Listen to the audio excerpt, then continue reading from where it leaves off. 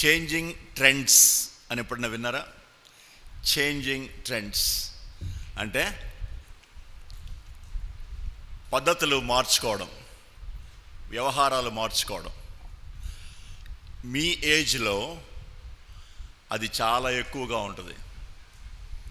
ఒక స్థిరమైనటువంటి ఖచ్చితమైనటువంటి జీవిత సరళి ఉండదు, మారుతూ ఉంటుంది. అలాగ మారడానికి కారణం మన బాడీలోనే ఉంది. దానికేంటి అది, దాని గురించి ఈ రోజున మనం కొంచెంసేపు మాట్లాడుకుందాం. దానికంటే ముందు దేవుని సహాయం కోసం ప్రార్థన చేస్తున్నాం.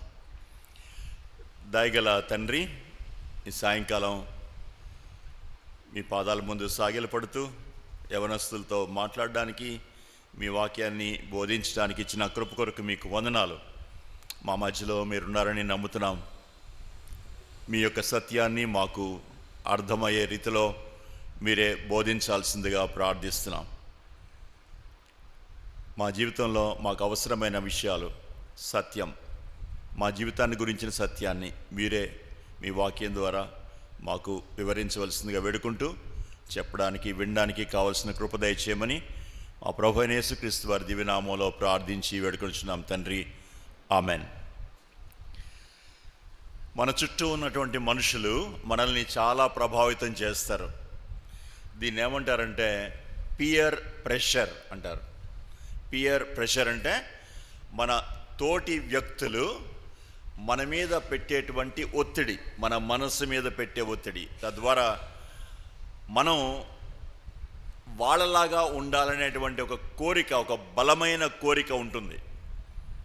పియర్ ప్రెషర్ పర్టికులర్గా మీ ఏజ్ గ్రూప్లో అది చాలా ఎక్కువ. అందరూ ఎలా చేస్తారో నేను కూడా అలాగే ఉండాలి అనేటువంటిది. అలా ఉండకపోతే ఏదో నాకు నేనుగా బాధపడడం జరుగుతుంది. నన్ను అందరూ చూస్తున్నారు, నన్ను ఏమీ తెలియనోడు అనుకుంటారు, లేదా పల్లెటూరుడు అనుకుంటారు అనేటువంటి ఒక భయం వస్తుంది అన్నమాట. ఉదాహరణకి ఇప్పుడు కొంతకాలం క్రితం ఇక్కడ దాకా జుట్టు ఉండేది, ఇప్పుడు నాలాగా ఉండేది. తర్వాత ఏమైపోయింది, ఇక్కడంతా తీసేస్తున్నారు కదా, జుట్లు ఇక్కడ తీసేస్తారు. క్రికెటర్స్ చూస్తే, ఇంకా స్పోర్ట్స్ మెన్, వాళ్ళని చూసి అందరూ తీయడం మొదలుపెట్టారు. మళ్ళీ కొంతకాలానికి పెంచుకుంటారు, అది మామూలే. కొంతకాలానికి బెల్ బాటమ్ పాయింట్స్ అని వచ్చినాయి, అందరూ వేసేవాళ్ళం. తర్వాత నేరో ప్లాంట్స్ వచ్చినాయి. ఎంత టైట్ అంటే వాళ్ళకి అది చాలా కష్టంగా ఉన్నప్పటికీ కూడా వేసుకుంటారు. ఆడవాళ్ళు కూడా, మగవాళ్ళు కూడా.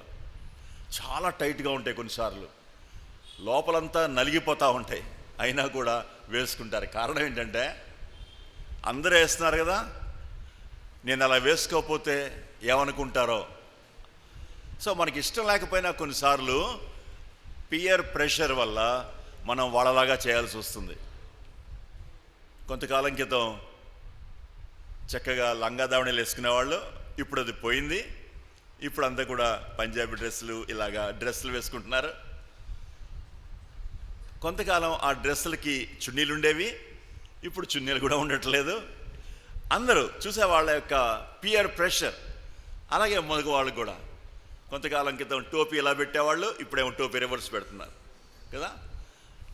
అదొక స్టైల్ అయిపోద్ది అనమాట. అంటే బయట వాళ్ళని చూసి, ఇంతకు ముందు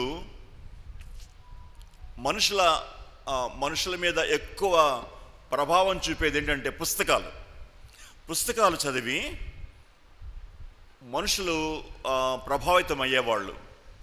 ఆ తర్వాత పుస్తకాలు నెమ్మదిగా తొలగిపోయినాయి. మూవీస్ వల్ల మనుషులు ప్రభావితం అవుతారు. చాలా ఒక విధంగా వాళ్ళు ఎలా చేస్తే మనం అలా చేయాలి అనుకునేవాళ్ళు. ఒక విధంగా కన్జ్యూమర్ మైండ్స్ని మూవీస్ ప్రభావితం చేసేవి. ఆ తర్వాత ప్రస్తుతం ఉన్నటువంటి కాలంలో మూవీస్ యొక్క ప్రభావం కూడా తగ్గిపోయి ఇంటర్నెట్ మీడియా ప్రభావం ఎక్కువ. ఇంటర్నెట్ ప్లాట్ఫామ్స్ వచ్చినాయి, ఫేస్బుక్, యూట్యూబ్, ఇన్స్టాగ్రామ్ ఇలాంటివి. వీటి వల్ల విపరీతమైన ప్రభావం మన మీదకి వస్తుంది. అక్కడ ఏం చేస్తే ఇక్కడ అది చేస్తాం, అది ఆలోచిస్తాం. అక్కడ ఏం చెప్తే మనం ఇక్కడ దాన్ని నమ్ముతాం. ఒక విధమైనటువంటి ప్రెషర్ మన మీద ఉంటుంది. మన ప్రవర్తన మీద వీటి యొక్క ప్రభావం చాలా ఎక్కువగా ఉంటుంది.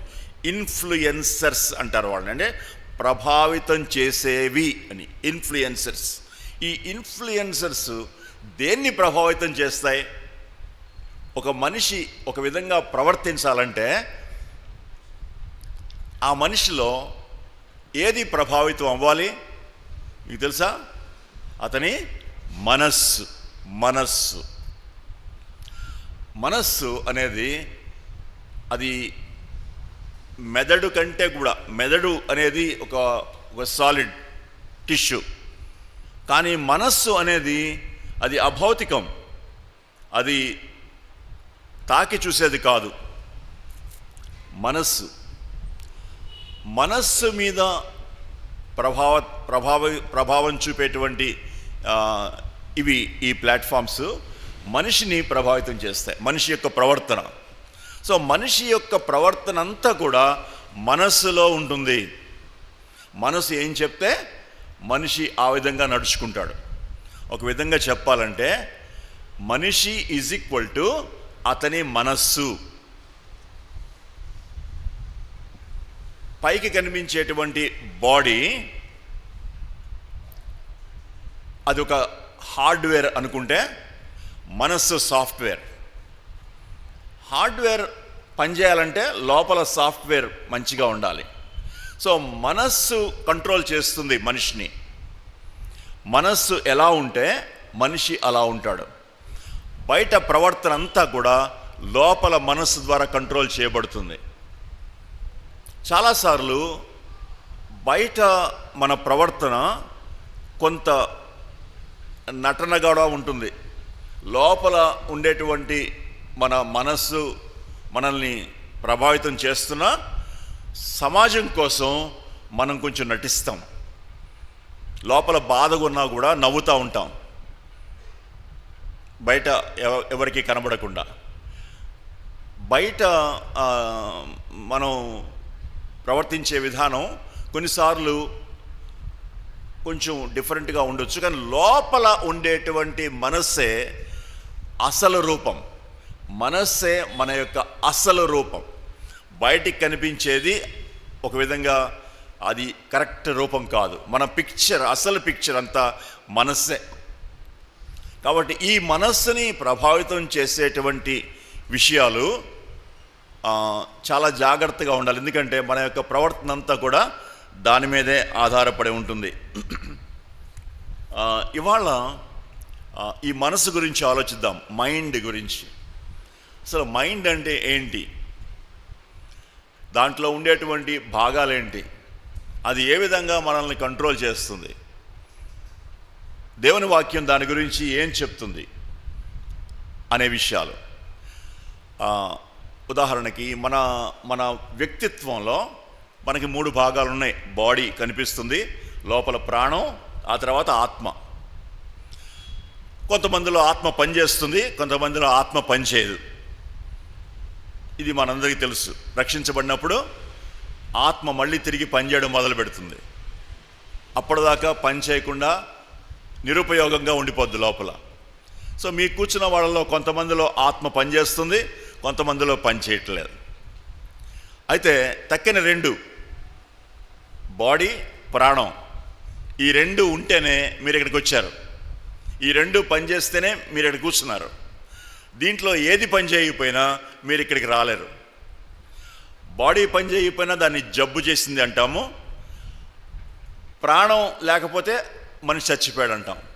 కాబట్టి బాడీ, ప్రాణం 2 ఉంటేనే ఒక మనిషిగా ఉంటాడు. ఇందులో ఏది ముఖ్యం? బాడీ ముఖ్యమా, ప్రాణం ముఖ్యమా? ప్రాణమే ముఖ్యం కదా. ఎందుకంటే ప్రాణం లేకపోతే బాడీని ఏం చేస్తాం? బయట తీసుకెళ్ళిపోతాం, బయటపడేస్తాం. సో ప్రాణం చాలా ముఖ్యం.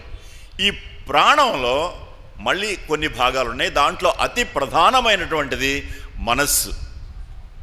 సో మనస్సు అనేది ప్రాణంలో భాగం. అందుకనే ఒక వ్యక్తి యొక్క జీవితం అంతా మనస్సులోనే ఉంటుంది. కాబట్టి మనస్సు అనేది ఈ ప్రాణంలో ఒక భాగంగా ఉంటుంది. రైట్. అయితే మనకి ఈ ఈ ఈ మనస్సుని గురించినటువంటి కొంత వివరణ అవసరం. దేవుని వాక్యం ఈ మనస్సు గురించి ఏం చెప్తుంది? దేవుని వాక్యంలో మనస్సుకి ఒక పేరు పెట్టారు. దాని ఏంటంటే హృదయం అన్నారు. హృదయం అంటే, సో బైబిల్లో హృదయం అంటే ఇలా ఉండే హృదయం కాదు, అది ఎక్కడుండే హృదయం. మనస్సులో ఉండే దాన్నే హృదయం అంటాం. అంటే ఇంతకుముందు ఎలా అనేవాళ్ళంటే హృదయం అని అంటే ఎమోషనల్ సెంటర్, భావోద్రేకాలన్నీ కూడా అక్కడే ఉంటాయి అని అనేవాళ్ళు. సో అందుకని దాన్ని ఆ హృదయం అలాగా పెడతారు. కానీ హృదయం అని బైబిల్లో వాడిన మాటకి అర్థం మనస్సు. యేసుప్రభు వారు ఈ లోకానికి వచ్చినప్పుడు ఆయన 30 సంవత్సరాలప్పుడు సువార్త ప్రకటించడం మొదలుపెట్టాడు. ఆయన అన్న మొట్టమొదటి మాట, ఆయన సువార్త ఎలా ప్రారంభించాడు తెలుసా? ఒకసారి మార్క్స్ సువార్త ఏంటి, మార్క్స్ సువార్త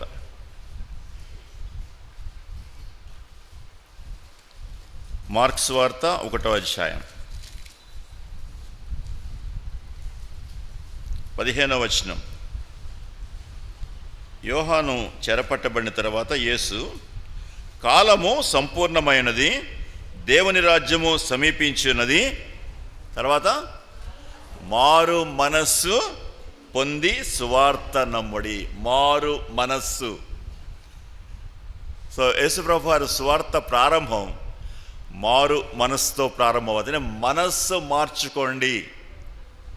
దాని అర్థం ఏంటి? మనస్సు మారకపోతే నరకానికి వెళ్తారు. మనస్సు మార్చుకోండి. మనస్సు మార్చుకుంటే సువార్తను నమ్ముతారు. మనస్సు మార్చుకోవాలి. పాత నిబంధన గ్రంథంలో కూడా మనస్సు గురించి ఒక మాట ఉంది. ఇర్మియా 17 9.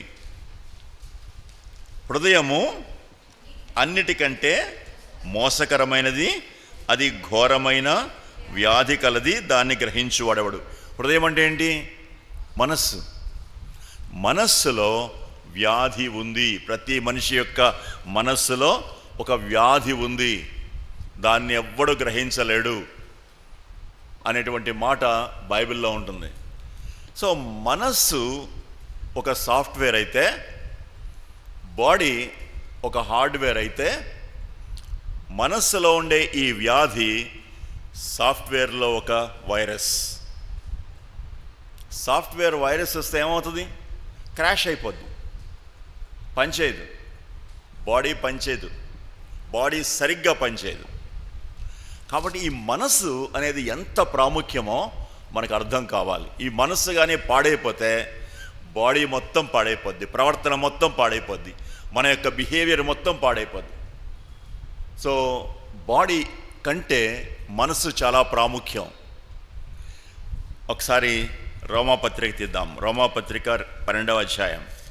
రోమాపత్రిక 12వ అధ్యాయం.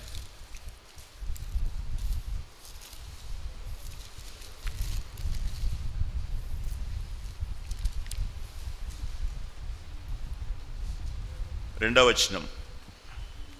మీరు ఈ లోక మర్యాదను అనుసరింపక ఉత్తమమును అనుకూలమును సంపూర్ణమునయున్న దేవుని చిత్తమేదో పరీక్షించి తెలుసుకున్నట్లు మీ మనస్సు మారి నూతన మొగుట వలన రూపాంతరము పొందుడి.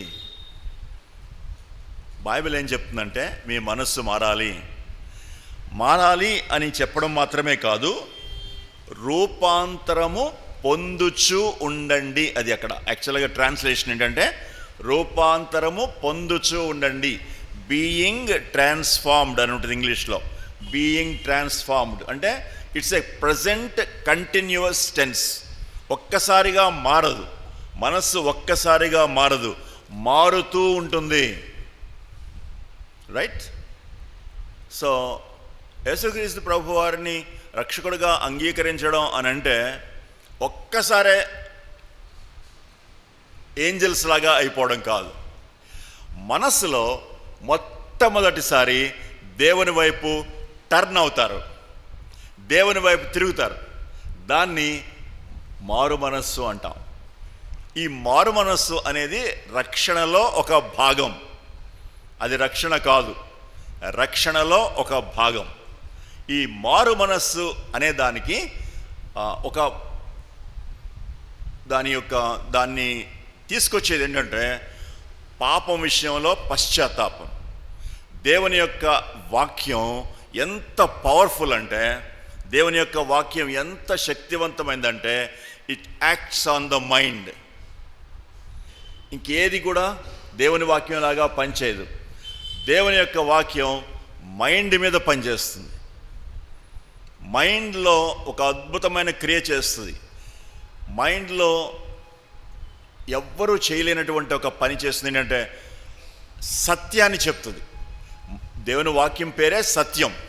ఈ సత్యం ఎంత పవర్ఫుల్ అంటే లోపలికి వెళ్తే లోపల ఆ పాడైపోయినటువంటి ఆ మైండ్ని బాగు చేస్తుంది.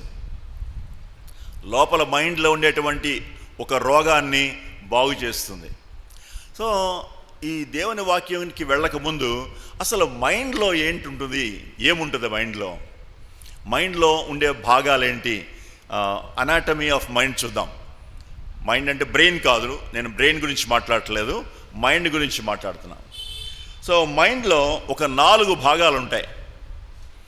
మొదటి భాగం ఏంటంటే ద ఇంటలెక్చువల్ పార్ట్.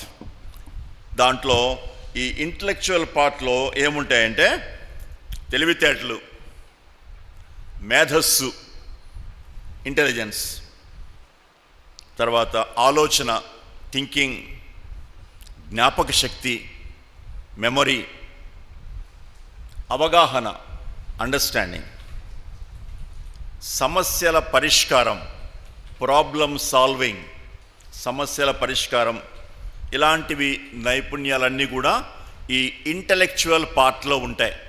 ఇది ఇంటలెక్చువల్ పార్ట్. అర్థమైందా? ఇంటలెక్చువల్ పార్ట్లో ఏముంటాయి? తెలివితేటలు, మెమొరీ, అవగాహన, ప్రాబ్లమ్ సాల్వింగ్, ఇవన్నీ కూడా దీంట్లో ఉంటాయి. రెండవ భాగం ఏంటంటే ఇట్స్ ఎన్ ఎమోషనల్ పార్ట్. మనం హృదయం అన్నప్పుడు ఈ పార్ట్ని ఎక్కువ, మైండ్లో ఉండేటువంటి ఎమోషనల్ అంటే భావోద్రేకాల భాగం. ఈ భావోద్రేకాల భాగం దీంట్లో ఆశలు, కోరికలు, ఇష్టాలు ఇవన్నీ ఉంటాయి.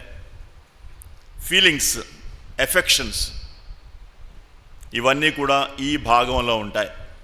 మనం కొన్ని వాటిని లైక్ చేస్తాం, కొన్ని వాటిని ఇష్టపడం, కొన్ని వాటి వెంట పరిగెడతాం, కొన్ని వాటిని అసహించుకుంటాం. కొన్ని అంటే మనకి చాలా ఇష్టం, కొన్ని అంటే మనకి ఇష్టం ఉండదు. ఇలాంటి ఈ మన ఇష్టాలు అన్నీ ఈ భాగంలో ఉంటాయి. మన యొక్క కొన్నిసార్లు కోపం వస్తుంది మనకి, కొన్నిసార్లు నవ్వు వస్తుంది, కొన్నిసార్లు ఏడుపు వస్తుంది, కొన్నిసార్లు దుఃఖం వస్తుంది, కొన్నిసార్లు డిప్రెషన్ వస్తుంది. ఇవన్నీ ఈ భాగంలోంచే వస్తాయి. Emotional part. మనకు వచ్చేటువంటి రకరకాల కోరికలు, యూట్యూబ్లో కొన్ని విషయాలు చూడాలి అని, ఫేస్బుక్లో కొన్ని విషయాలు చూడాలి, కొంతమందితో మాట్లాడాలి, లేకపోతే ఇన్స్టాగ్రామ్లో కొన్ని చూడాలి. ఇలాగ మన ఇష్టాలను నడిపించేది ఇక్కడి నుంచి వస్తుంది. ఇవి కంట్రోల్ చేస్తుంది. మనకి కొంతమంది శత్రువులు ఉంటారు. మన క్లాస్మేట్స్, మనల్ని గొడవ చేసేవాళ్ళు, మనల్ని ఏడిపించేవాళ్ళు, మనల్ని పేరు పెట్టి పిలిచేవాళ్ళు, రకరకాల పేర్లతో పిలిచేవాళ్ళు, మనమంటే అసహించుకునేవాళ్ళు, వాళ్ళంటే మనకి ఇష్టం ఉండదు. అది కూడా ఇక్కడే ఉంటుంది. సో మన ఇష్టాలన్నీ కూడా ఈ భాగంలో ఉంటాయి. మూడవ భాగం విల్ అంటారు. విల్ అంటే స్వీయ లేకపోతే స్వేచ్ఛ, ఏమని పిలవాలి, ది ఫ్రీ విల్ అంటే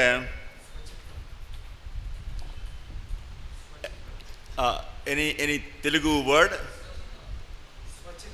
చిత్తం. ఓకే, స్వీయ చిత్తం, దట్స్ కరెక్ట్. స్వీయ చిత్తం, నా ఇష్టం, నా ఇష్టం, స్వీయ చిత్తం. నా ఇష్టం అంటాం కదా, అది ఇక్కడి నుంచో వస్తుంది, ఈ భాగాల నుంచి వస్తుంది. ఎందుకు ఇక్కడి నుంచినా వెళ్ళిపోకూడదు, నా ఇష్టం అక్కడి నుంచి వస్తుంది.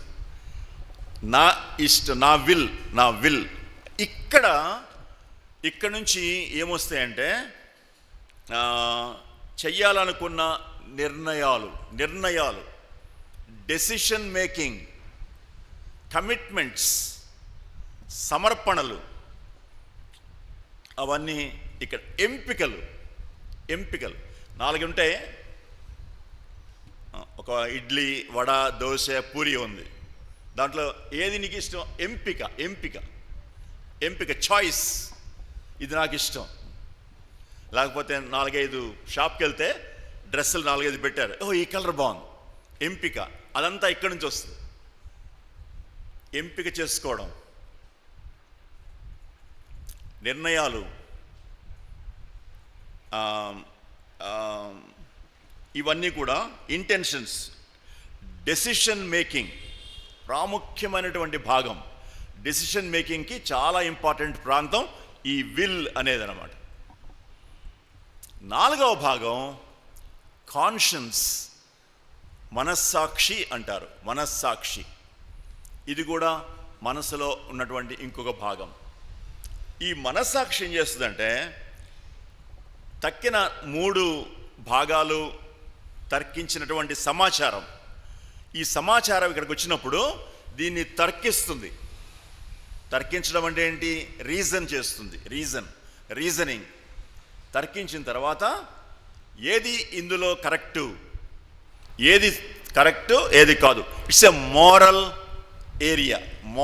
ఏరియా. అంటే నైతికమైనటువంటి భాగం, మైండ్లో ఉండేటువంటి నైతికమైన భాగం.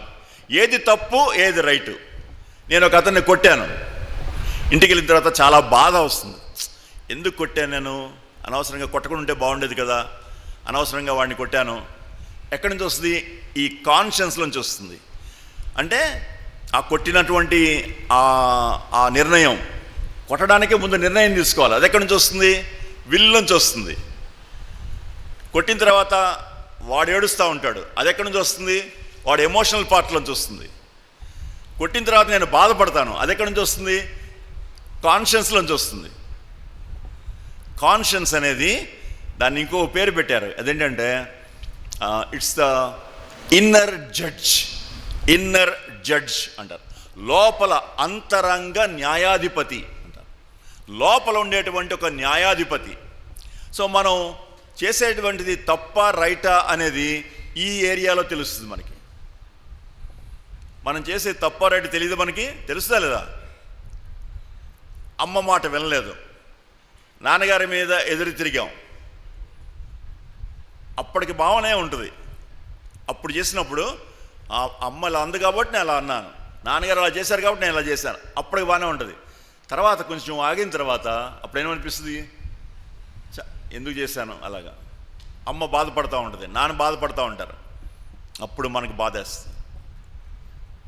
గిల్ట్ ఫీలింగ్ విన్నారా ఎప్పుడన్నా? గిల్ట్ ఫీలింగ్ అనేది దాన్ని అపరాధ భావన అంటారు. అపరాధ భావన.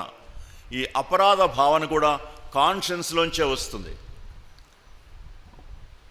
దేవుని వాక్యం చెప్పేటప్పుడు పాపాన్ని గురించి ఒప్పించబడతాం, కాన్షియన్స్లోంచే వస్తుంది. కాన్షియన్స్ మీద దేవుని వాక్యం పడుతుంది. అప్పుడు అర్థమవుతుంది, నేను చేసిన తప్పు, నేను చేసింది అన్యాయం అని కాన్షియన్స్లోంచి వస్తుంది. 4 భాగాలు చూస్తాం. మొట్టమొదటి భాగం ఏంటి? ఇంటలెక్చువల్ భాగం. 2వ భాగం ఎమోషనల్ భాగం. 3వ భాగం విల్, నిర్ణయాలు. 4వ భాగం కాన్షియన్స్, మనస్సాక్షి. ఈ 4 భాగాలు కలిసి మనస్సు అవుతుంది. ఈ మనస్సులో ఉండేటువంటి ఈ 4 భాగాలు సరిగ్గా పనిచేయట్లేదు. కారణం ఏంటంటే ఈ మనస్సుని ఒక వైరస్, ఒక చెడు ఆక్యుపై చేస్తుంది. దేవుని వాక్యం చెప్తుంది. దాన్నే పాప స్వభావం అన్నారు. పాప స్వభావం. అందుకనే మనస్సు సరిగ్గా పనిచేయదు. మనస్సు సరి అయినటువంటి నిర్ణయాలు తీసుకోదు. మనస్సు సరి అయినటువంటి ఎంపికలు చేసుకోదు. మనస్సు సరి అయిన వాటి మీదకి ఆకర్షించబడదు. మనస్సు సరి అయినటువంటి ఎమోషన్స్ రావు. మనస్సులో ఒక అబద్ధం సాతానుడు పెట్టాడు మొట్టమొదటి వ్యక్తులకి. అందుకనే దాన్నే పాప స్వభావం అని బైబిల్ చెప్తుంది. The sin nature. ఈ సిన్ నేచర్ అనేది మన మనస్సుని పాడు చేసింది. కాబట్టి దేవుని వాక్యం ఏం చెప్తుందో చూద్దాం. ఈ మనస్సు గురించి, ఇలాగ పాడైపోయిన మనస్సు గురించి. ఒక విశ్వాసి మారు మనస్సు పొందిన తర్వాత మనస్సులో ఎంతో మార్పు జరుగుతుంది. మనస్సు మీద ఉన్నటువంటి ఈ యొక్క వైరస్, లేకపోతే ఈ చెడు, ఈ పాప స్వభావం యొక్క అధికారంలోంచి మనస్సును దేవుడు విడిపిస్తాడు. ఒక్కసారి రోమాపత్రిక తీయండి. రోమాపత్రిక 6వ అధ్యాయం. రోమాపత్రిక 6వ అధ్యాయం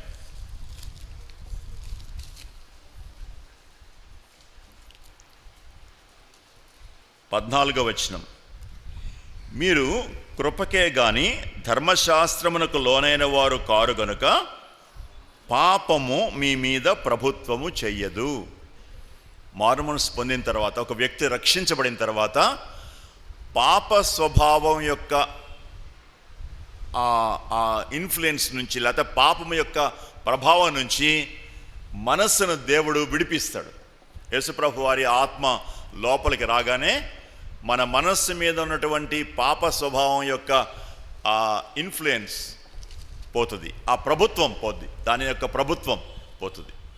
అయితే పాపం యొక్క మొత్తం ఆ ప్రభావం అంతా పోదు, ఆ ప్రభుత్వం పోద్ది, కానీ ఇన్ఫ్లుయెన్స్ ఉంటుంది. ఎందుకంటే పాప స్వభావం మన లోపలే ఉంటుంది, అది చచ్చిపోదు. రక్షించబడిన తర్వాత కూడా మన లోపలే ఉంటుంది. అయితే మన మీద ప్రభుత్వం చేయదు కానీ దాని యొక్క ఇన్ఫ్లుయెన్స్ అప్పుడప్పుడు మన మీదకి రావచ్చు. మనం పర్మిట్ చేసినప్పుడు దాని ఇన్ఫ్లుయెన్స్ మన మీదకి వస్తుంది. అందుకని దేవుని వాక్యంలో మనకి ఒక ఇన్స్ట్రక్షన్ ఇవ్వబడింది. రోమాపత్రిక 12వ అధ్యాయం 2వ వచనం చూడండి. మీరు ఈ లోక మర్యాదను అనుసరింపక ఉత్తమమును అనుకూలమును సంపూర్ణమునయ్యున్న దేవుని చిత్తమేదో పరీక్షించి తెలుసుకున్నట్లు మీ మనస్సు మారి నూతన మగుట వలన రూపాంతరము పొందుడి. దీంట్లో 3-4 ఇన్స్ట్రక్షన్స్ ఉన్నాయి. మొట్టమొదటి ఇన్స్ట్రక్షన్ ఏంటంటే నెగిటివ్గా మీరు ఏమి చేయకూడదు అనే మాట ఉంది. చూడండి, మీరు లోక మర్యాదను అనుసరించవద్దు. అనుసరించక అంటే అనుసరించొద్దు. మొట్టమొదటి ఇన్స్ట్రక్షన్, లోక మర్యాదను అనుసరించొద్దు. ఇప్పుడు మనకు అర్థం కావాల్సింది ఏంటంటే, అసలు ఈ లోక మర్యాద అంటే అర్థం ఏంటి? లోక మర్యాద అంటే అర్థం ఏంటి? లోక మర్యాద అంటే ఈ ప్రపంచంలో దేవునితో నిమిత్తం లేని, దేవునిని అంగీకరించని ఒక వ్యవస్థ ఉంది ఈ ప్రపంచంలోనే. దాన్ని సైతానుడే దాన్ని క్రియేట్ చేశాడు, ఈ వ్యవస్థ ఈ ప్రపంచంలో పెట్టాడు. ఈ ఈ ఈ వ్యవస్థ లోకంలో ఉండే వాళ్ళందరినీ కూడా తన యొక్క ప్రభావం కిందకి తీసుకొచ్చుకుంది. దాన్నే మనం లోకం అని అంటాం. అంటే ఈ వ్యవస్థకి దేవునితో సంబంధం ఉండదు. దేవుని యొక్క ఆజ్ఞలు కానీ, దేవుని యొక్క ప్రమాణాలు కానీ, దేవుని యొక్క విలువలు కానీ ఈ వ్యవస్థ అంగీకరించదు. దేవునితో నిమిత్తం లేకుండా ఒక స్వంతమైనటువంటి విలువలు, సొంత ఏమంటారు దాన్ని, ఆ క్యారెక్టర్ కలిగి ఉంటుంది అన్నమాట. మనం యోహాను సువార్తకి వెళ్తే ఆ లోకంలో ఉన్నదేంటో మనకు తెలుస్తుంది. 1వ యోహాను పత్రిక 2వ అధ్యాయం 17వ వచనం. 1వ యోహాను పత్రిక 2వ అధ్యాయం 17వ వచనం నేను చదువుతున్నాను. లోకములో 15 లోకములో ఉన్నదంతయు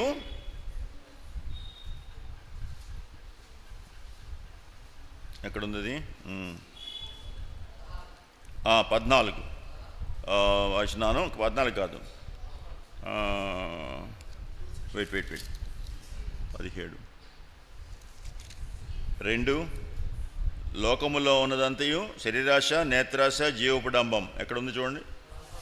16 లోకములో ఉన్నదంతయు అనగా శరీరాశియు, నేత్రాశియు, జీవపు డంబమును తండ్రి వలన పుట్టినవి కావు, అవి లోక సంబంధమైనవే. చూసారా, లోకంలో మనకి చెట్లు, పుట్లు, మనుషులు వీళ్ళందరూ ఉన్నారు. దాని గురించి మాట్లాడట్లేదు. But there is a system, ఒక విషియస్ సిస్టమ్ ఉంది. అది దాన్ని ఒక 3 హెడ్డింగ్స్ కింద మనం వివరించవచ్చు. అదేంటంటే, 1 శరీరాశ, అంటే శరీరానికి సంబంధించినటువంటి దురాశలు, ప్లెజర్స్, సుఖభోగాలు,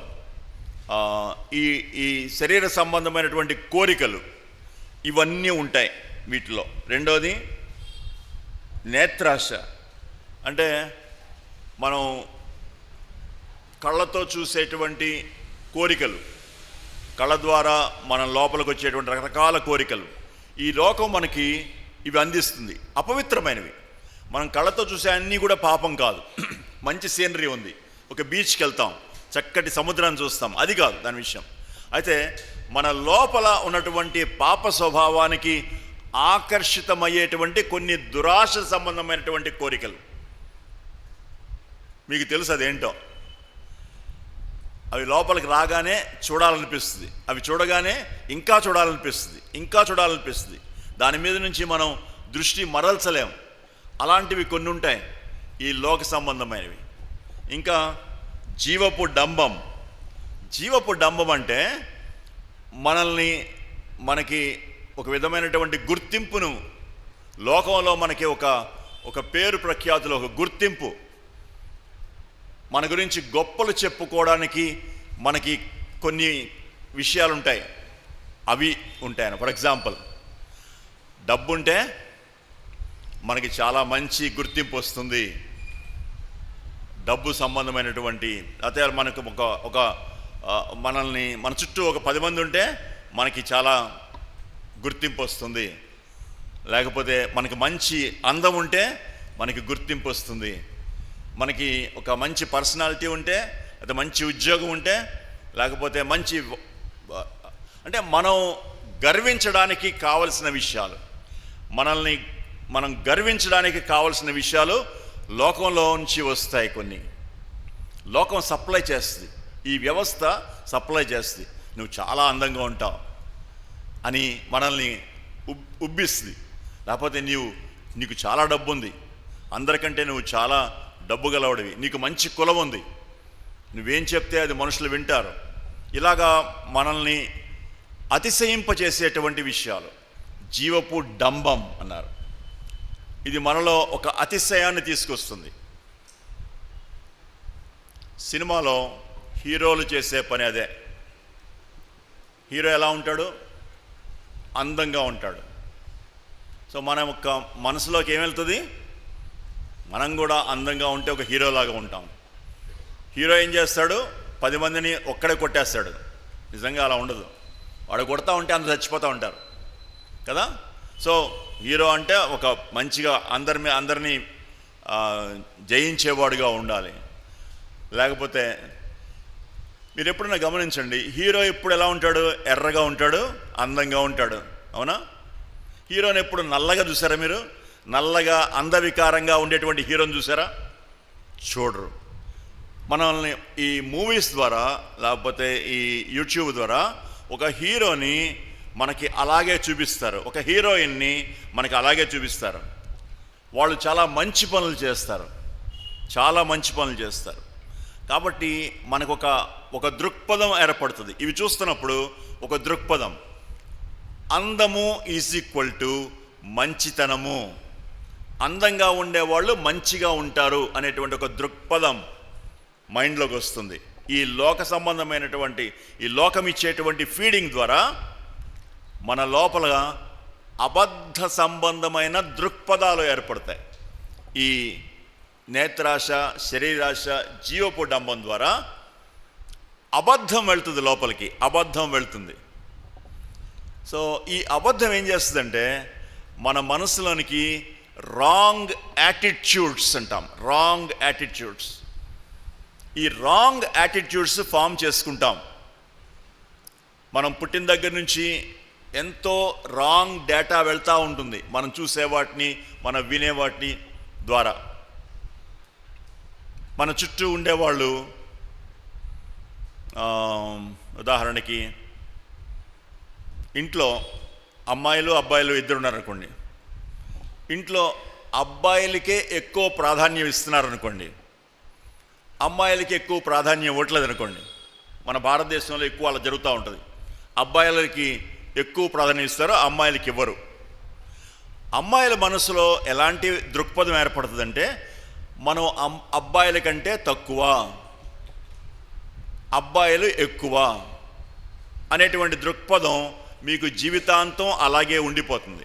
ఇది అబద్ధం, ఇది ఒక అబద్ధం, ఇది లోకంలోంచి వచ్చినటువంటి ఒక అబద్ధం. ఇలాంటి అబద్ధాలు ఈ లోకంలోంచి కంటిన్యూస్గా మన బ్రెయిన్లోకి వస్తాయి. ఎక్కడికి వెళ్తాయి బ్రెయిన్లో? మొదటి పార్ట్ ఏంటి? Intellectual part. ఆ ఇంటలెక్చువల్ పార్ట్లోకి వెళ్తాయి, ఎమోషనల్ పార్ట్లోకి వెళ్తాయి, విల్ పార్ట్లోకి కూడా వస్తాయి.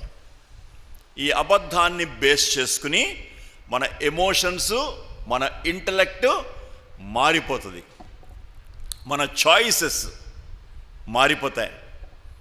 డబ్బు, అన్ని సమస్యలకి డబ్బు సరిపోతుంది, ప్రతి సమస్యని డబ్బు తీసేస్తుంది అనేటువంటి ఒక రాంగ్ యాటిట్యూడ్. ఎందుకంటే లోకం అంతా చెప్తుంది, అరే ఒక ₹1,00,000 కానీ నీ దగ్గర ఉంటే అసలు ప్రాబ్లమ్స్ ఉండవు, అన్ని ప్రాబ్లమ్స్ పోతాయి. ₹1,00,00,000 ఉంటే అసలు ప్రాబ్లమే ఉండదు ఇక జీవితంలో. విన్నారా? ఆ మాటలు వింటారు కదా. సో ఇలాగా ఇది మన మైండ్లోకి వస్తూ ఉంటుంది. కాబట్టి ఎలాగైనా సరే ₹1,00,00,000 సంపాదించాలి, ఎలాగైనా సరే. సో ఇది ఒక అబద్ధం. ఈ అబద్ధంతో కూడినటువంటి ఈ విషయాలు మన మైండ్లో రకరకాల రూపంలో వస్తూ ఉంటాయి. ఇక్కడ ఒక మాట ఉంది చూడండి, రోమాపత్రిక 12వ అధ్యాయం 2వ వచనం, లోక మర్యాదను అనుసరింపవద్దు. ఇది లోక మర్యాద. లోక మర్యాద అంటే నేత్రాశ, శరీరాశ, జీవపు డంబం. ఈ లోక మర్యాద అంటే దేవునితో నిమిత్తం లేనటువంటి ఒక జీవిత విధానం, జీవిత విలువలు, జీవితానికి సంబంధించిన విషయాలు దేవునితో సంబంధం ఉండవు. ఇవి అబద్ధం. అవి అబద్ధంలాగా కనిపించవు, కానీ వాటికి మంచిగా కలరేసి సత్యంలాగా మనకిస్తారు, సత్యంలాగా కనిపిస్తాయి. మనం ఇదే సత్యం అనుకుంటాం.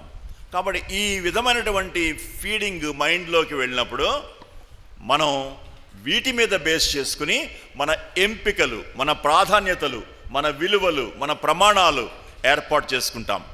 వీటినే దృక్పథాలు అంటారు, దృక్పథాలు. ఈ దృక్పథాల వల్లనే మన ప్రవర్తన కూడా ఉంటుంది. మనం ఎలాగైతే మనసుతో చూస్తామో దాన్నే దృక్పథం అంటాం. మనసుతో చూడ్డాన్ని దృక్పథం అంటాం. కళ్ళతో చూడ్డాన్ని దృష్టి అంటాం. దృష్టి అంటే కళ్ళతో చూడడం, దృక్పథం అంటేనేమో మనసుతో చూడడం. ఒక వ్యక్తిని చూసినప్పుడు ఆ వ్యక్తిని మనం ఎలా చూస్తామో అలానే మనం రియాక్ట్ అవుతాం. ఆ వ్యక్తి మంచోడు అని అనుకుంటే మంచిగా రియాక్ట్ అవుతాం. ఆ వ్యక్తి చెడ్డోడు అనుకుంటే చెడ్డగా రియాక్ట్ అవుతాం. మన రియాక్షన్ అంతా కూడా మనం ఆ వ్యక్తిని ఎస్టిమేట్ చేయడంలో ఉంటుంది. దేన్ని బట్టి ఎస్టిమేట్ చేస్తాం? మనకి అప్పటికే ఫామ్ అయినటువంటి దృక్పథాలు ఎలా ఫామ్ అవుతాయి? మన బ్రెయిన్లోకి వచ్చినటువంటి, మన యొక్క మనసులోకి వచ్చినటువంటి రకరకాల లోక సంబంధమైనటువంటి అబద్ధాలు. ఇప్పుడేం చేయాలి? యేసు ప్రభువుని రక్షకుడిగా అంగీకరించిన వాళ్ళు ఎలాంటి జాగ్రత్తలు తీసుకోవాలి అని అంటే, ఇక్కడ 12వ అధ్యాయంలో చూడండి, ఈ లోక మర్యాదను అనుసరించవద్దు. ఒక నెగటివ్ కమాండ్ ఇవ్వబడుతుంది. దేవుని యొక్క సత్యవాక్యం మానవుని యొక్క మనస్సుని ఏ విధంగా కాపాడుకోవాలి అనేటువంటి ఒక ఇన్స్ట్రక్షన్ ఇస్తుంది. ఎలాగ మన మనస్సును కాపాడుకోవాలి, దీనికి జబ్బు రాకుండా, దీనికి అనారోగ్యత రాకుండా ఎలా కాపాడుకోవాలంటే కొన్ని వాటిని కాదు అని చెప్పాలి. వాలంటరీ డెసిషన్ మేకింగ్ చేయాలి. డెసిషన్ మేకింగ్ అనేది ఎక్కడ జరుగుతుంది? విల్ పార్ట్లో జరుగుతుంది. విల్ పార్ట్లో నో అని చెప్పగలిగి ఉండాలి. నో అని చెప్పడానికి ముందుగా ఏది సత్యం ఏది సత్యం కాదో తెలియాలి. అది హేతువాదం మొట్టమొదటి పార్ట్లోకి వెళ్తుంది, ఇంటలెక్ట్ పార్ట్లోకి వెళ్తుంది, తర్కం అంతా అక్కడికి వెళ్తుంది. సో మైండ్లో ఈ విధమైనటువంటి రియాక్షన్స్, ఈ విధమైనటువంటి ఆలోచన సంబంధమైన విషయాలు జరుగుతాయి. జరిగిన తర్వాత ఏది సత్యం ఏది కాదు అనేది మనకు అర్థం చెప్పడానికి స్టాండర్డ్ ఏంటి అని అంటే దేవుని వాక్యం. దేవుని వాక్యానికి ఉండేటువంటి శక్తి ఏంటంటే ఏది సత్యం ఏది సత్యం కాదు అనేది కరెక్ట్గా చెప్తుంది. యవనస్తులుగా మీరు చేయాల్సింది ఏంటంటే ఏది సత్యం ఏది సత్యం కాదు దేవుని వాక్యం ఒక్కటే మీకు చెప్పగలదు. ఒకసారి హెబ్రీ పత్రిక 4వ అధ్యాయం, హెబ్రీ పత్రిక 4వ అధ్యాయం తీయండి. హెబ్రీ పత్రిక 4వ అధ్యాయం 12వ వచనం. ఎందుకనగా దేవుని వాక్యము సజీవమై, ఇంకా ఏ పుస్తకానికి ఈ పేరు లేదు, సజీవమైన పుస్తకం, సజీవమై బలము కలదై, దాంట్లో శక్తి ఉంది, బలం ఉంది. హెబ్రీ పత్రిక 4:12 4:12 సజీవమై బలము కలదై రెండంచుల గల ఎటువంటి ఖడ్గము కంటెను వాడిగా ఉండి, ఈ ఖడ్గం మామూలు ఖడ్గం కాదు, ఈ ఫిజికల్గా మనం హ్యాండిల్ చేసే ఈ కత్తి కాదు, ఇది ఆత్మ సంబంధమైన కత్తి. ఇదేం చేస్తుందంటే చూడండి, ఎందుకన్నారు దాన్ని కత్తి అని? ప్రాణ ఆత్మలను కీళ్లను మూలుగను విభజించున్నంత మట్టుకు దూరుచు. ప్రాణాన్ని ఆత్మను విభజిస్తుంది. అంటే ఏది శరీర సంబంధమైంది, ఏది ఆత్మ సంబంధమైంది, ఏది సత్యం ఏది అబద్ధం అనేది కరెక్ట్గా విభజిస్తుంది, కరెక్ట్గా డివైడ్ చేస్తుంది. ఇక ఏది కూడా, ఏ వాక్యం కూడా అలా చెప్పలేదు. దేవుని వాక్యం ఏది శరీర సంబంధమైంది, ఏది ఆత్మ సంబంధమైంది. యవనస్తులుగా మీరు చేయాల్సిన పని ఏంటంటే దేవుని వాక్యాన్ని ఎంత అధ్యయనం చేయగలరో అంత అధ్యయనం చేయొచ్చు. మీలో ఎంతమంది దేవుని వాక్యాన్ని రెగ్యులర్గా చదువుతారు? రెగ్యులర్గా ఎవ్రీ డే, ప్రతిరోజు ఉదయం. విశ్వాసులైనటువంటి మీరు ప్రతిరోజు దేవుని వాక్యాన్ని చదవాలి. ఇట్స్ ఎ మస్ట్ అన్నమాట. మనం ఆహారాన్ని ఎలా తీసుకుంటామో దేవుని వాక్యం కూడా అంత రెగ్యులర్గా తీసుకోవాలి. It's like food. మన ఆత్మీయ జీవితానికి అది ఆహారం లాంటిది. ఈ ఆహారం మనం అన్నం తినేటప్పుడు నములుతాం కదా, నమలకుండా మింగం.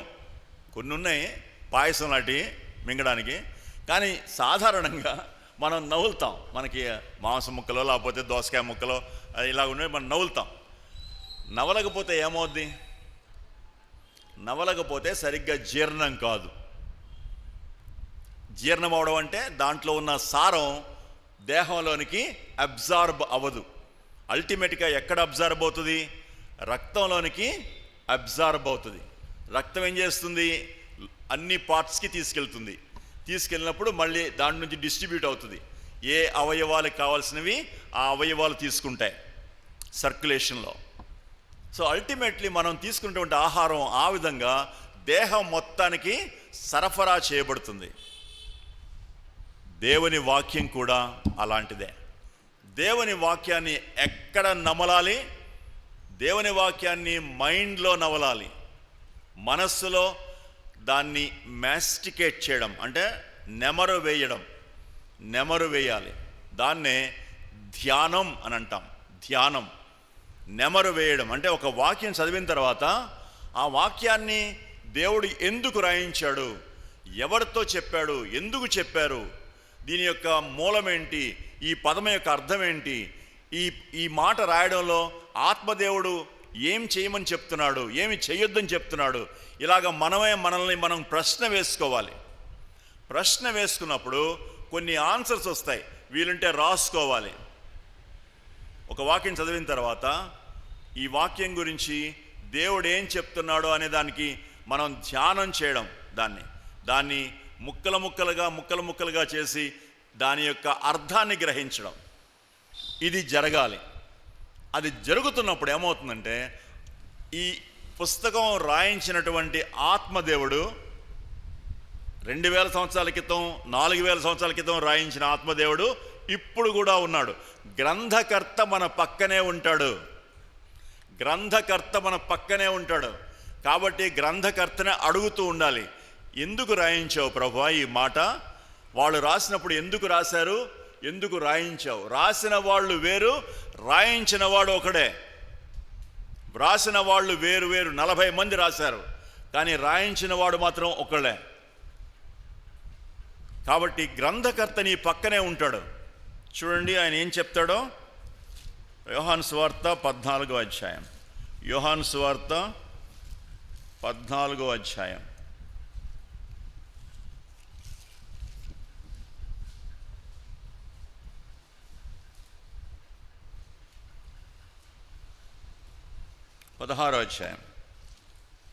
యోహాను సువార్త 16వ అధ్యాయం.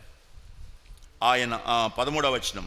అయితే ఆయన అనగా సత్య స్వరూపి అయిన ఆత్మ మనలోనికి వచ్చినప్పుడు, మనలో ఉంటాడు ఆయన. యేసు ప్రభువు వారు ఈ మాట చెప్తున్నప్పుడు ఇంకా రాలేదు, మనుషుల్లోనికి ఆత్మ రాలేదు. అందుకని ఆత్మ వచ్చినప్పుడు అని మాట్లాడాడు. కానీ ఇప్పుడు వచ్చేసాడు. ఇప్పుడు మీరు రక్షణ పొందుంటే మీ లోపలికి వచ్చాడు. ఆత్మ వచ్చినప్పుడు మిమ్మును సర్వసత్యములోనికి నడిపించును. ఆయన తనంతట తానే ఏమీయూ బోధింపక వేటిని వినునో వాటిని బోధించి సంభవింపబోవు సంగతులను మీకు తెలియచేయను. యేసుక్రీస్తు ప్రభువారి యొక్క 4 ఆయన పుట్టుక గురించి, ఆయన పరిచర్య గురించి ఉన్నటువంటి 4 సువార్తలు, ఆ తర్వాత ఉన్నటువంటి పత్రికలు, ఆ తర్వాత చివరిలో ఉన్నటువంటి ప్రకటన. యేసుక్రీస్తు ప్రభువారి గురించి ఉన్నదేమో ఆయన నా వాటిలోనివి తీసుకుని మీతో చెప్తాడని ఉంటుంది. సర్వసత్యములోనికి అన్నది పత్రికలలో ఉన్నటువంటి సత్యం. రాబో వాటిని అన్నప్పుడు ప్రకటన గ్రంథంలో ఉన్నటువంటి సత్యం ఆయన మీకు వివరిస్తాడు. ఆత్మదేవుడు పక్కనే కూర్చుని మీరు దేవుని వాక్యం చదువుతూ ధ్యానం చేస్తూ దేవుని అడుగుతూ ఉన్నప్పుడు ఆయన మీకు చెప్తాడు, ఇదిగో దీనికోసం రాయించాను, నీ జీవితంలో ఈ విషయంలో నువ్వు మార్చుకోవాలి, నీకు ఈ పాపం ఉంది, నీ జీవితంలో ఈ పాపం తీసివేసుకోవాలి, ఇది నాకు ఇష్టం లేనటువంటి విషయం. ఆ కాలంలో వాళ్ళు చేశారు, వాళ్ళ మీదకి నేను పనిష్మెంట్ తీసుకొచ్చాను, నిన్ను అలాగా పనిష్ చేయడం నాకు ఇష్టం లేదు అని దేవుడు మనతో మాట్లాడతాడు. మాట్లాడే దేవుడు ఆయన. సత్యాన్ని గమనించండి, సత్యం మనకిచ్చి ఆయన ఊరుకోలేదు. సత్యాన్ని వివరించడానికి మన లోపల పరిశుద్ధాత్మ దేవుణ్ణి ఉంచాడు. అందుకనే మనంతటి అదృష్టవంతులు ఇంకొకళ్ళు ఉండరు. దేవుని వాక్యం ఉంది, సత్యం. ఈ సత్యాన్ని అర్థం చెప్పడానికి పరిశుద్ధాత్మ దేవుడున్నాడు. మనసు, జ్ఞానం ఇచ్చిన మనసు ఉంది. ఈ మనసులో ఆ 4 భాగాల్లో దేవుని వాక్యం లోపలికి వెళ్ళి వాటిని శుభ్రం చేస్తూ ఉంటుంది. ఈ దేవుని వాక్యంతో మన యొక్క మనసుని శుద్ధి చేసుకోకపోతే ఆ మనసులో ఉన్నటువంటి వైరస్, మనసులో ఉన్నటువంటి చెడు ఎక్కడి నుంచి వస్తుంది? లోకంలోంచి వస్తుంది. లోకంలోంచి వస్తున్నటువంటి ఈ యొక్క ఈ వైరస్ అనేది మనల్ని చాలా చాలా తప్పుల్లోకి నడిపిస్తుంది. ఉదాహరణకి, మనం దేన్ని ఎంపిక చేసుకోవాలో మనకి తెలియకపోతే తప్పుడు ఎంపికలు చేసుకుంటాము. ఎంపికలు ఎలా చేసుకుంటాం? ఉదాహరణకి మన దగ్గర ఒక 4 హోటల్స్ ఉన్నాయి. 4 హోటల్స్లో ఈ హోటల్ అయితే బాగుంటుంది అని మీకు ఎలా తెలుస్తుంది? ఎలా తెలుస్తుంది? ఏ హోటల్కి వెళ్ళాలో ఎలా తెలుస్తుంది? ఒకటి, సమాచారం, ఎవరో చెప్తారు. రెండోది, మీరు ఇంతకుముందు అక్కడికి వెళ్ళుంటారు, ఆ సమాచారం తర్వాత చెప్పుంటారు. సో ఈ లోపల ఉన్నటువంటి ఇన్ఫర్మేషను మీకు ఏ హోటల్కి వెళ్ళాలో చెప్తుంది. ఎక్కడ ఆ హోటల్లో, ప్రతి హోటల్లో ఒక్కొక్క హోటల్లో ఒక్కొక్క రకమైన ఫుడ్ చాలా ప్రసిద్ధి. కొన్ని చోట్ల దోశ చాలా బాగుంటుంది, కొన్ని చోట్ల పూరి చాలా బాగుంటుంది, కొన్ని చోట్ల పచ్చడి చాలా బాగుంటుంది. ఇలాగ రకరకాలుగా ఉంటాయి. మన యంగ్ పీపుల్కి తెలుసును, అందుకనే అక్కడికి వెళ్తారు. ఎంపిక చేసుకున్నాం. ఎంపిక ఎప్పుడు వస్తుందంటే 3-4 ఉన్నప్పుడే ఎంపిక చేసుకుంటాం. ఒకటే ఉన్నప్పుడు మీరు ఎంపిక చేసుకోలేరు. మోర్ దాన్ 1 ఉన్నప్పుడు ఎంపిక చేసుకుంటారు. ఎంపిక ఎప్పుడు కూడా దాని విలువ మీద ఆధారపడి ఉంటుంది. దాని విలువ మీద ఆధారపడి ఉంటుంది, దాని టేస్ట్ మీద ఆధారపడి ఉంటుంది, దాని యొక్క నాణ్యత మీద ఆధారపడి ఉంటుంది. ఫర్ ఎగ్జాంపుల్, సెల్ ఫోన్ కొనుక్కోవడానికి వెళ్ళారు. సెల్ ఫోన్ ఎలాగా ఎంపిక చేసుకుంటారు? బ్రాండ్ ఏంటి, లేకపోతే దాంట్లో ఉన్నటువంటి సాఫ్ట్వేర్ గురించి, అది ఎలాంటిది, విలువను బట్టి ఎంపిక ఉంటుంది. దేవుని వాక్యం మనకి చెప్తుంది ఏది విలువైనవి, ఏవి విలువైనవి కావు. దేవుని వాక్యం చెప్తుంది. ఒక విషయం యొక్క విలువ దేవుని వాక్యం నిర్ణయిస్తుంది. మనం అనుకున్నది విలువైంది కాదు. చాలాసార్లు ఒకదాన్ని విలువైందిగా అనుకుని తప్పుడు ఎంపికలు చేసుకుని జీవితాంతం కన్నీళ్లు కార్చేటువంటి వాళ్ళు చాలామంది ఉన్నారు. ఒక తప్పుడు ఎంపిక జీవితం అంతా కన్నీళ్లతో నింపేస్తుంది. అందుకనే ఎంపికలు చాలా జాగ్రత్తగా చేసుకోవాలి. ఎంపికలు మన మైండ్లో ఏ భాగం అని చెప్పాం? విల్ అనేటువంటి భాగంలోంచి ఎంపికలు వస్తాయి. కాబట్టి మన మైండ్లో ఉండేటువంటి ఆ చిత్తాన్ని దేవునికి అప్పగిస్తే ఏమో తెలిసిన, దేవుని చిత్తం ఏంటో మీకు తెలుస్తుంది. మన చిత్తాన్ని దేవునికి అప్పగిస్తే దేవుడు తన చిత్తం ఏంటో చెప్తాడు. చాలాసార్లు మన చిత్తాన్ని మనమే పెట్టుకుంటాం. మన చిత్తాన్ని మన చేతిలో పెట్టుకొని, ప్రభా నువ్వు చెప్పు, నాకు ఇష్టమైతే చేస్తాను, ఇష్టం కాకపోతే చెయ్యను. దేవుడు ఎప్పటికీ చెప్పడు. మన విల్లంతా దేవుని చేతిలో పెట్టి, ప్రభా నీ చిత్తం, నువ్వు ఏం చెప్తే అది చేస్తాను అని కానీ విల్లో సమర్పించుకుంటే, విల్ని దేవుని దగ్గర పెడితే దేవుడు ఎంపిక చేసుకునేటువంటి శక్తిని ఇస్తాడు. కరెక్ట్గా ఎంపిక చేసుకునేటువంటి శక్తిని ఇస్తాడు. ఏది ఎంపిక చేసుకోవాలో చెప్తాడు. మన మైండ్లో ఏది విలువైంది, ఏది విలువ తక్కువది, ఏది ప్రధానమైంది, ఏది కాదు, ఈ విషయాలన్నీ కూడా దేవుని వాక్యాన్ని చదవడం వల్ల మీకు అర్థమవుతాయి. బాహ్యమైంది చాలా ముఖ్యం కాదు, అంతరంగంలో ఉండేది చాలా ముఖ్యం. శరీరం ముఖ్యం కాదు, మనసు చాలా ముఖ్యం. బయట ఉండే అందం ముఖ్యం కాదు, హృదయంలో ఉండేటువంటి అందం ముఖ్యమైనది అన్నాడా దేవుడు. ఒకసారి చూడండి, పేతురు 1 పేతురు 1 పేతురు 3వ అధ్యాయం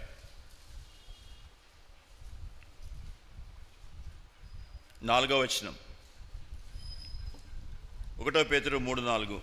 సాధువైనట్టు మృదువైనట్టునైన అక్షయాలంకారము గల మీ హృదయపు అంతరంగ స్వభావము మీకు అలంకారముగా ఉండవలను, అది దేవుని దృష్టికి మిగుల విలువ కలది.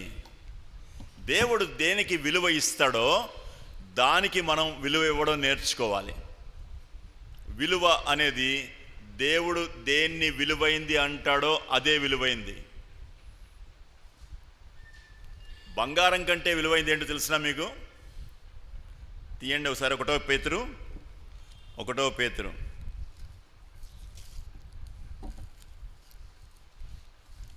1వ అధ్యాయం 1 పేతురు 1వ అధ్యాయం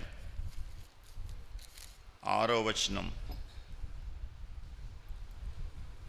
7వ వచనం.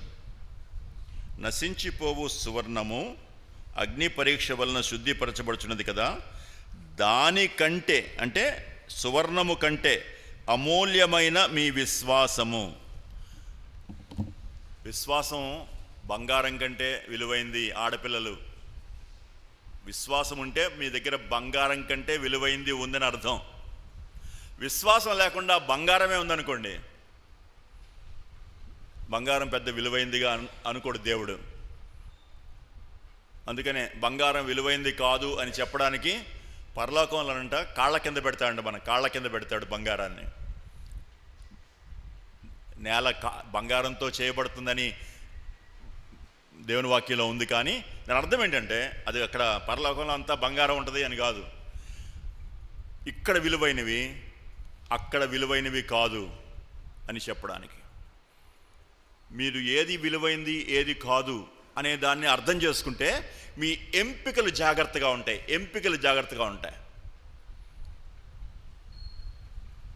క్యారెక్టర్ కంటే కూడా అందం విలువైంది అనుకుంటే అందాన్ని కోరుకుంటారు, క్యారెక్టర్ని వదిలేస్తారు. అందం కొంతకాలమే ఉంటుంది, క్యారెక్టర్ జీవితాంతం ఉంటుంది.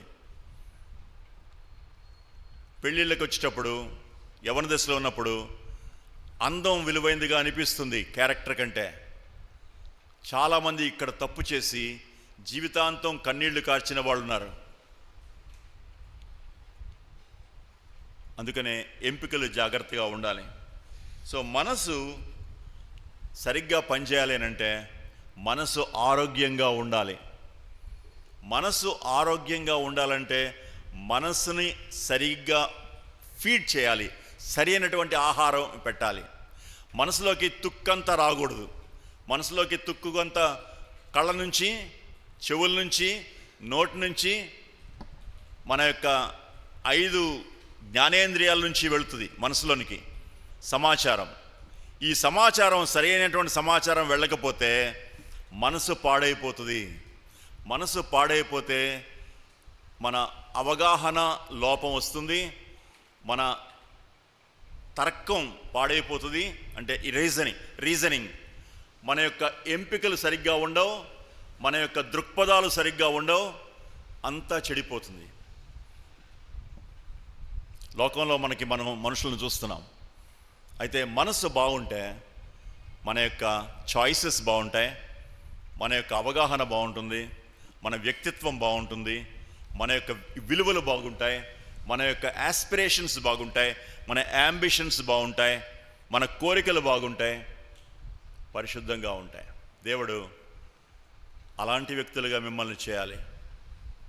మీరు గాలికి కొట్టుకుని పోయేటువంటి, అటు ఇటు కొట్టుకుని పోయే చెత్త లాంటి, పొట్టు లాంటి వాళ్ళు కాకూడదు. మొదటి దావీదు కీర్తనలో ఏముంటుంది? పొట్టు చెట్టు ఉంటుంది కదా.